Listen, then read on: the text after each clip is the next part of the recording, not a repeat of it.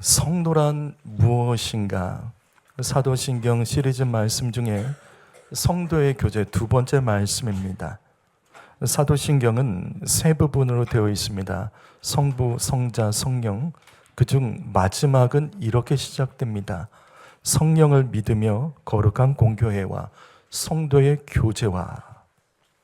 신기하게도 사도신경에는 성도가 나옵니다. 이것은 마지막 시대에 예수님의 재림을 준비하는 성도들이 어떻게 믿음을 지켜야 되는지 두 가지를 가르쳐 줍니다.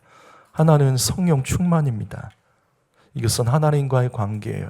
그리고 또 한 가지가 교회에서 성도의 교제입니다.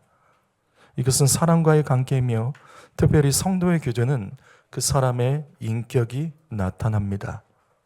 이같이 교회는 우리가 예배하고 기도하는 것도 중요하지만 사도신경을 통해서 성도의 교제, 성도가 관계 맺는 것, 이것은 신앙생활에서 아주 중요한 한 부분입니다.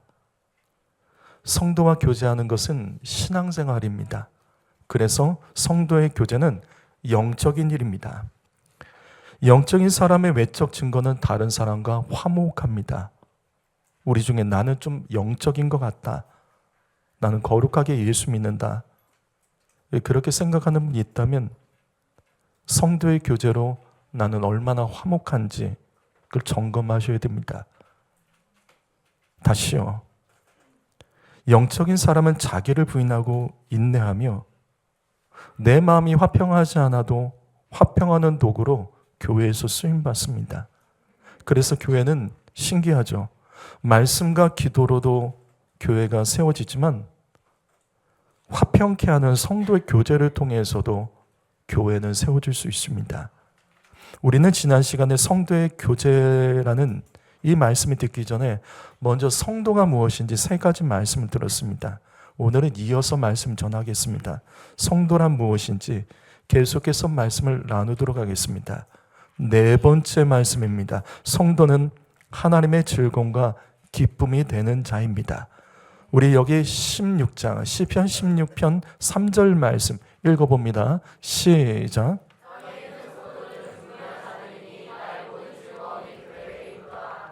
자, 그냥 교회에 나와서 앉아있는 사람은 성도가 아니라 교인입니다. 성도는 달라요. 하나님에게 즐거움과 기쁨이 되는 사람입니다. 여러분 지난 시간 말씀 기억하십니까? 성경에는 성도라는 단어가 분명하게 나옵니다. 그리고 여기서 똑같이 여기 성도도 히브리어로 이게 코데시입니다. 이건 거룩한 자라는 뜻이에요. 그리고 의미적으로는 성전에서 예배하고 섬기는 자라는 뜻입니다. 그래서 우리는 지난 시간에 성도라는 단어가 원어로 천사라는 단어도 천사를 가리킨 단어로도 사용된다라고 말씀드렸죠. 왜냐하면 하늘에도 성전이 있습니다.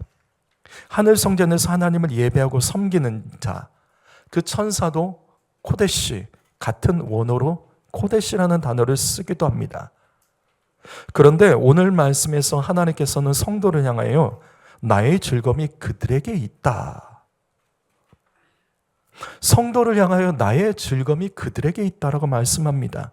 그렇다면 왜 하나님은 성도들을 즐거워할까요? 무엇 때문에 하나님께서는 성도들을 즐거워하며 기뻐하실까? 말씀은 말씀 안에서 해석해야 됩니다. 이 말씀을 이해하려면 앞의 말씀과 함께 봐야 돼요. 오늘 말씀은 이렇게 시작됩니다. 시편 16편 1절 말씀, 하나님이여 나를 지켜주소서 내가 주께 피하나이다. 바로 이겁니다.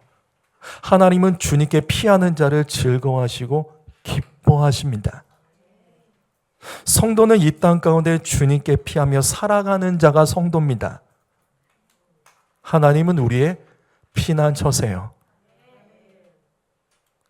요즘 여러분 어떤 문제로 고민하는 성도 있으십니까? 어떤 문제로 힘들어하는 성도가 있으십니까? 그렇다면 하나님께 피하십시오. 그 사람이 성도라고요. 하나님께 피하지 않고 자신의 혈과 육으로 문제 해결하는 사람은 성도가 아닙니다.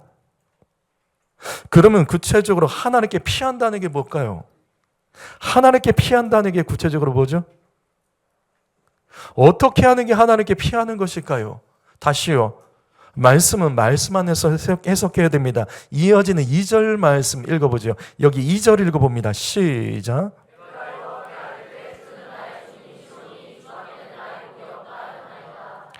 내가 여호와께 아뢰되.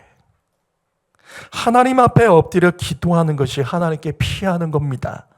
성도 여러분, 하나님을 우리의 피난처로 믿는 자는 하나님 앞에 엎드릴 줄 아는 거예요. 바로 이것입니다. 여러분, 이 말씀 놓치지 마십시오.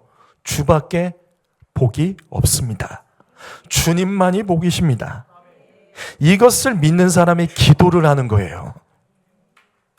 이거 믿지 못하는 사람 기도 안 하고 자신의 몸부림을 쳐서 문제를 해결하고 복을 받으려고 하는 거예요. 그러나 성도는 아닙니다.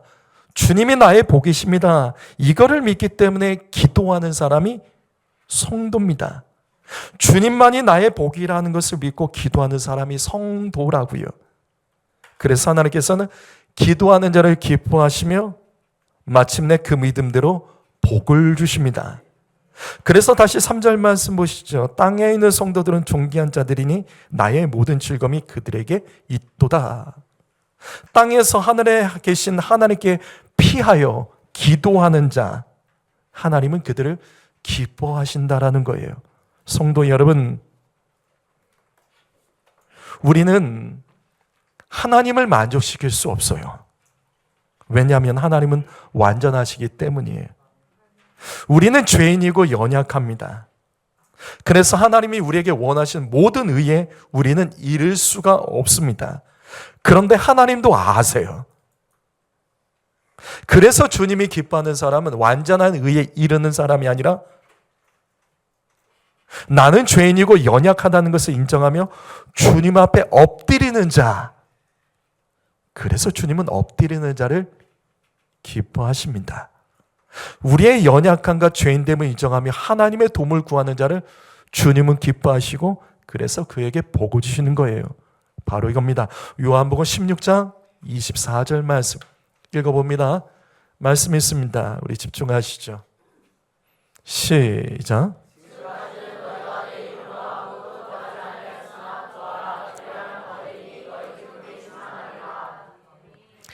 하나님께서는 기도하는 사람을 기뻐하십니다. 그래서 주님은 기도하는 자에게 기쁨이 충만하게 하세요. 여러분, 우리는 이 말씀에서 우리를 향하신 하나님의 음성을 들을 수 있어야 됩니다. 그것은 기도하는 사람은 기쁨을 뺏기지 않습니다. 왜? 하나님께서 기쁨을 충만하게 해주시기 때문이에요. 우울한 성도 있으세요? 내 삶엔 기쁜 일 없다. 왜 내 인생은 이럴까? 그런 분 계세요?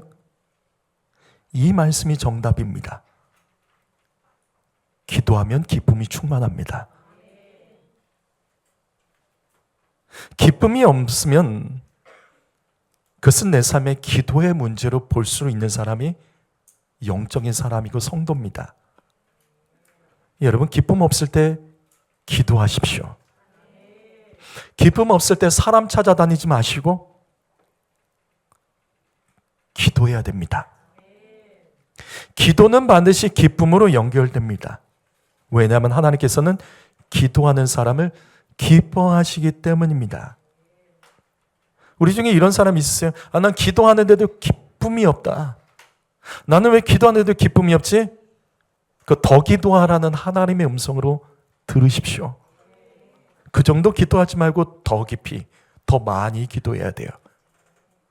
이것을 믿고 하나님 앞에 엎드리는 자가 하나님이 기뻐하시는 성도라고 부르는 겁니다. 성도 여러분, 기도해야 됩니다. 기쁨 뺏기지 않으려면 기도해야 됩니다. 우리 옆에 분과 인사하시죠. 기도합시다. 항상 기뻐하려면 기도해야 돼요. 다시요. 이건 성경 말씀입니다. 데살로니가전서 5장 16절과 17절 말씀 항상 기뻐하라. 쉬지 말고 기도하라. 기쁨은 반드시 기도와 연결이 됩니다. 항상 기뻐하려면 항상 기도해야 됩니다. 쉬지 않고 기쁨이 넘치려면 쉬지 말고 기도해야 됩니다. 기도가 기쁨입니다. 이것을 믿는 사람이 성도라고 부르는 거예요. 요한계시록 5장 8절 말씀 읽어볼까요? 읽어봅니다. 시작.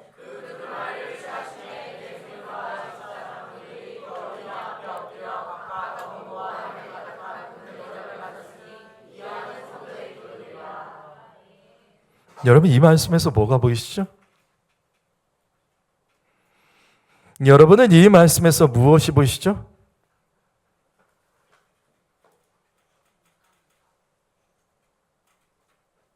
성도가 어떤 사람이냐고요? 성도는 기도하는 사람입니다. 그래서 하나님 보좌에는 생명책이라는 것이 있어요. 생명책. 구원받을 사람의 이름이 적혀있는 책이 있어요. 근데 거기에 향이 가득한 금 대접도 있습니다. 이것에 대해서 성경은 이렇게 말씀합니다. 예수님은 사도 요한에게 이렇게 가르쳐 주세요. 이 향은 성도의 기도들이다. 보이시죠? 기도하는 사람이 성도입니다.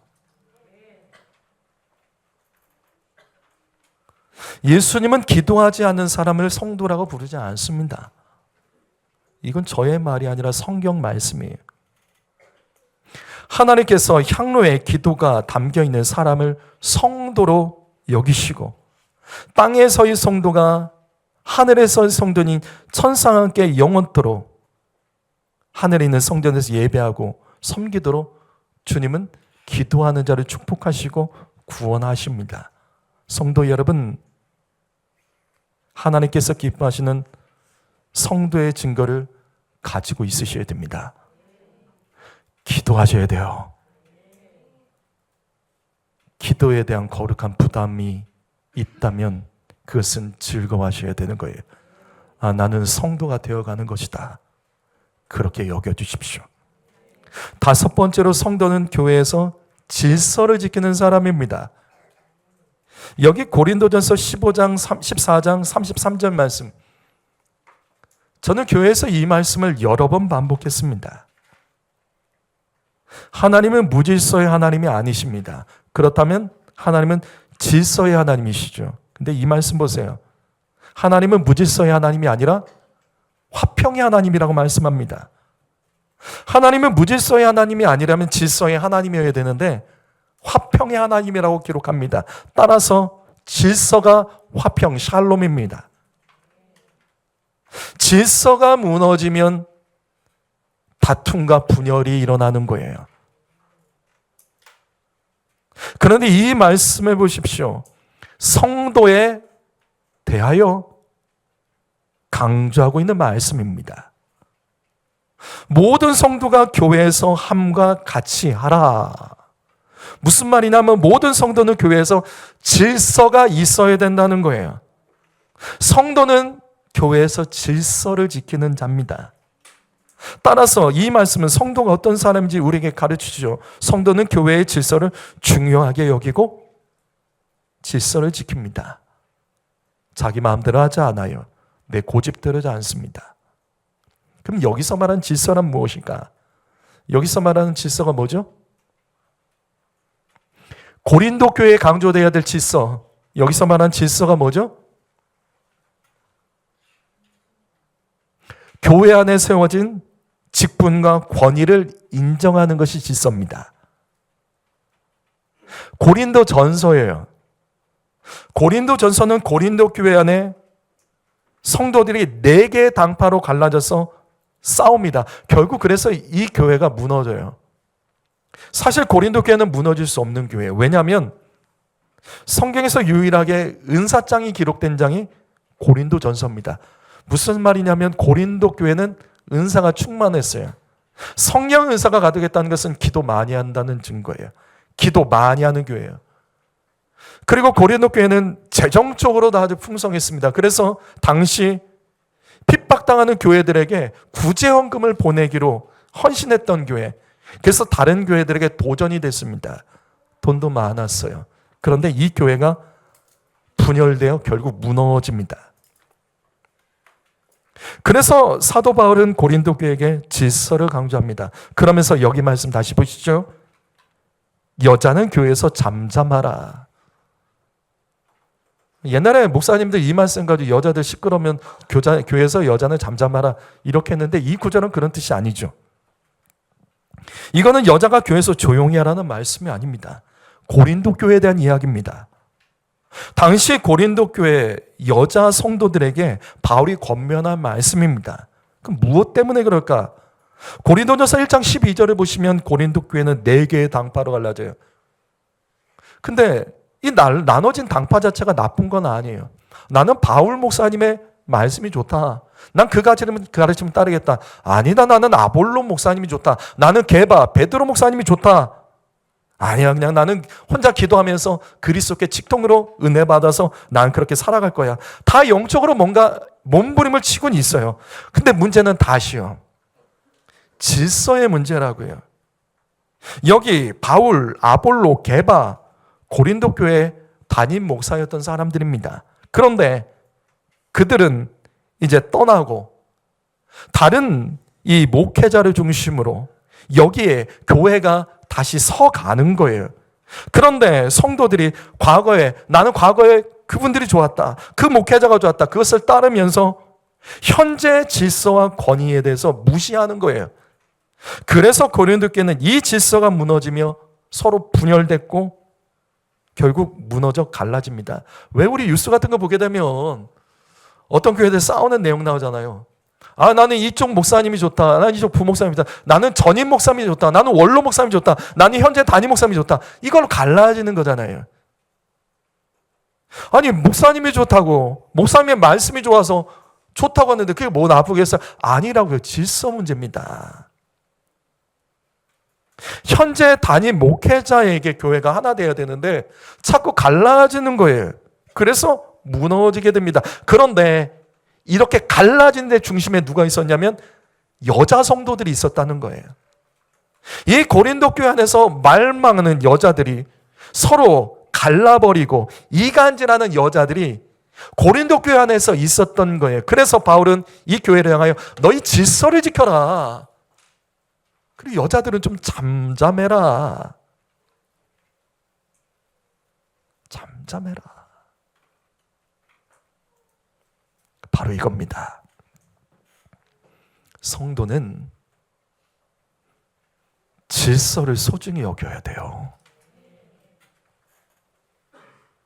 성도는 교회에서 무질서하면 안 됩니다. 그러면 교회가 무너집니다. 아, 뭐 내가 내 신앙 주장한다는데 아니에요.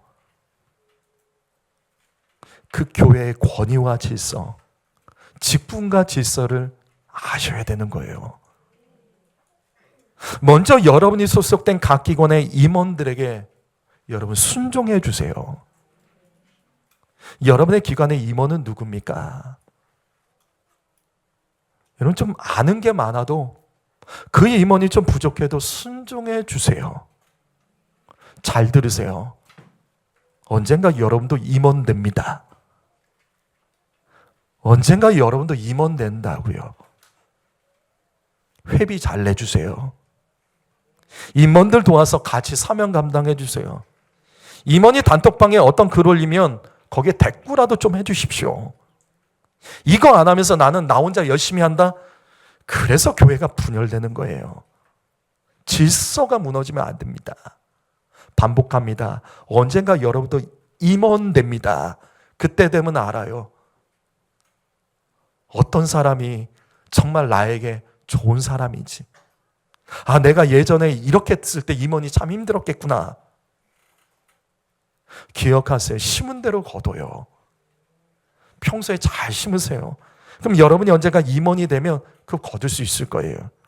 또 교회에서 학생들은 교사에게 순종해 주세요. 교사들 머리 위로 올라가는 애들이 있어요.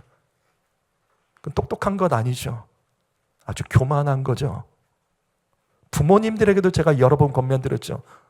아이들 말만 듣고 교회에 대해서 평가하지 말아주시고, 아이들 말만 듣고 교회에 대해서 뒷말하지 말고, 아이들 말만 듣고 교사에게 전화해서 왜 그러냐 따지지 말아주세요.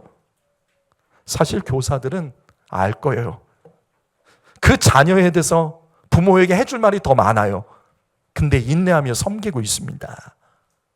내 자녀가 교회에서 억울한 일을 당하고 힘든 일을 당하고 불합리한 일을 당했다고 항의하지 말아주십시오. 가정에서 내가 하는 자녀의 모습이 공동체에서 자녀의 모습, 이게 달라요. 이게 달라요. 가정에서와 사람들이 여러 사람이 있을 때 이게 달라요. 이거를 못 보셔서 그러는 거예요. 저는 애들이 나쁘다고 말하는 게 아니에요.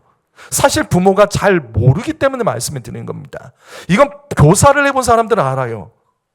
혹시 교자가 부족한 것이 있어도 애들 편을 들어서 교사 욕하면 안 됩니다. 그 순간부터 그 아이는 그 교사의 지도를 받지 않아요. 그리고 앞으로는 어떤 일만 있으면 부모에게 일러바칠 거예요. 과장해서 말할 거예요. 왜? 부모가 다 들어주니까. 그래서 교회 학교가 무너지는 겁니다. 성도 여러분, 다시 말씀드립니다. 언젠가 여러분도 교회 학교 부장이 될 거예요. 언젠가 여러분 중에도 이 안에서 교사가 나올 겁니다. 그리고 언젠가 여러분의 자녀들이 교사가 될 수 있어요. 그때 내가 심은 거 돌려받을 수 있습니다. 그때 내가 심은 거 돌려받는다면 어떻게 하시겠습니까? 성도 여러분, 교회에서 목회자의 권위에 순종해 주십시오. 제가 늘 말씀드리죠. 제가 옳다는 게 아닙니다. 제가 잘한다는 게 아니에요. 그래도 교회가 하나 되려면 목회자 중심으로 하나 돼야 됩니다. 그러면 교회가 평안합니다. 성도가 교회에서 세워진 직분과 권위의 질서에 순종만 잘해도 교회는 세워집니다. 여러분이 질서 있게 직분과 권위의 질서 있게 순종만 해도 그것이 교회 세우는 것이라고요. 그럼 반대로 교회를 무너뜨리는 것, 순종하지 않은 거예요. 내 순종하지 않을 수 있지. 이런 거는 불합리한 건 따져야 되지. 맞아요. 그럴 수도 있어요. 그런데 그 권위에 일단은 순종해 주십시오. 그러면 교회는 무너지지 않아요. 사랑하는 성도 여러분, 우리는 다 연약해요. 우리는 다 연약합니다. 이 앞에 나와서 누가 어떤 말을 한다고 그 사람이 완전하지 않아요. 오늘도 대표 기도를 누군가 했죠. 다른 날은 또 누군가 대표 기도를 했죠. 그 사람이 영적이기 때문에 이 앞에 설 수 있는 겁니까? 그렇게 따지면 살 사람이 없어요. 금요일마다 이 앞에서 기도 인도하고 오늘도 찬양 인도한 사람들이 있어요. 이 사람들이 영적으로 충만하고 완전하기 때문에 설 수 있는 건가요? 아니에요. 아니에요. 부족해도 하나님이 세우셨으면 거기에 뜻이 있음을 믿고 그 질서에 순종하며 가지 못한다면 우리는 이 안에서 우리끼리 무너져 버립니다. 교회는 우리끼리 무너지면 우리는 답이 없어요. 아무것도 못합니다. 우리끼리 문제는 조금 참죠. 왜? 나도 완전하지 않잖아요. 그렇게 가지 않으면 안 됩니다. 교회에 누군가 새롭게 세워졌을 때 제발 그 사람의 권위를 깎아내리지 말아주십시오. 사람들이 앞에서 나도 동의해라고 말하는 것 같죠? 아니요. 뒤에서 욕해요. 너가 리더였던 사람이 어떻게 그래? 너가 신앙생활 오래 했던 사람이 어떻게 그러게? 사람들은 다 그래요. 사랑하는 성도 여러분, 저는 우리 교회 각 기관의 임원들이 그 기관에서 회원들에게 존경받는 사람이 됐으면 좋겠어요. 설령 존경받을 게 없다 할지라도 존중해 주시고 따라 주십시오. 그것만으로도 교회는 무너지지 않고 세워질 수 있습니다. 성도는 그렇게 하는 사람이에요. 마지막 6번째로, 성도는 인내하는 믿음을 가진 자입니다. 여러분, 이게 얼마나 중요한지 아세요? 여기 이 말씀 읽어보죠.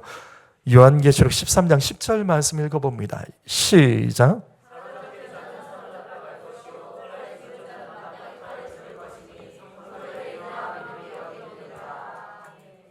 성도들의 믿음은 인내로 증명되는 겁니다. 성경에서 성도라는 단어가 가장 많이 나오는 말씀이 구약에는 시편이고 신약 성경에는 요한계시록입니다. 요한계시록 말씀에는 성도라는 구절이 굉장히 많이 반복됩니다. 그런데 요한계시록에서 강조하는 성도의 모습은 인내하는 사람입니다. 신기하죠? 왜 성도는 인내해야 될까? 왜냐하면 성도 여러분, 인내하지 구원받습니다. 천국에 들어갔는데 필요한 것이 뭐냐면 지금 이 말씀이에요. 그냥 믿음이 아니에요. 인내하는 믿음입니다. 예수님도 말씀하셨죠? 끝까지 견디는 자가 구원을 얻으리라. 견디셔야 돼요. 시험 들지 마세요. 상처 묵상하지 마세요. 견디셔야 돼요. 남 탓하지 마세요. 외로워도 낙심된 일이 있어도 성도의 인내와 믿음으로 구원받는 겁니다. 여기 요한계시록 13장 10절 말씀 다시 보이시죠? 이 말씀은 말세에 대한 말씀입니다. 근데 이 말씀은 너무 잔인하지 않아요? 얘들아, 너희 중에 사로잡힐 자는 사로잡힐 거야. 너희 중에 칼에 죽을 자는 마땅히 죽을 거야. 아니죠. 하나님이 살아계신다면, 사로잡힐 자가 있다면 사로잡히지 않도록 하나님께 피할 길을 주시는 게 맞지 않아요? 예수 믿으면서 칼에 맞아 죽을 일이 있으면 칼에 맞아 죽지 않도록 하나님께서 피할 길을 주신 것이 맞지 않습니까? 아니에요. 예수님 말씀하십니다. 사로잡힐 자는 사로잡힐 거야. 칼에 맞아 죽을 자는 마땅히 칼에 죽을 거야. 이게 성도의 인내와 믿음이라는 겁니다. 성도 여러분, 기분 좋을 때만 예수 믿고 막 찬양이 은혜롭고 아니에요. 기분 나빠야 될 때는 그냥 나쁘십시오.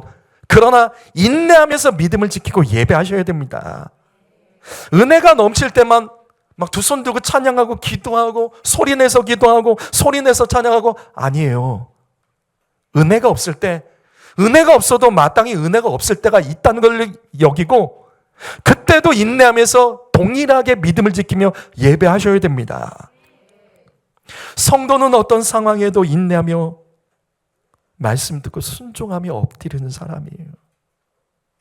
마음에 힘든 일이 있든지 은혜가 막히는 일이 벌어져도 누군가 나를 찔러도 인내하며 한결같이 예배하고 말씀에 순종하며 예수 믿는 사람, 이 말씀처럼 사는 사람이 말세에 666을 받지 않고 성령의 인을 받아 구원받을 수 있습니다. 베드로전서 7장, 요한계시록 14장 12절 말씀 읽어보시죠. 읽어봅니다. 시작.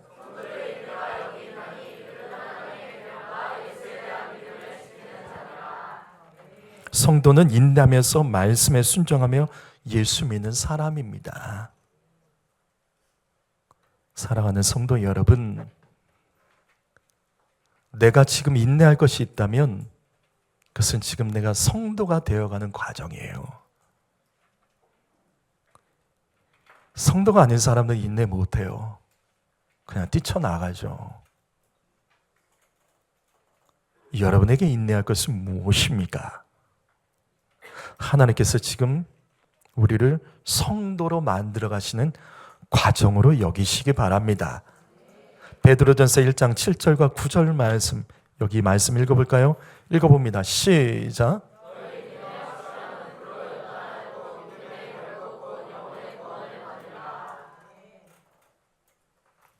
요즘 여러분의 삶에 불같은 시험과 연단이 있으십니까?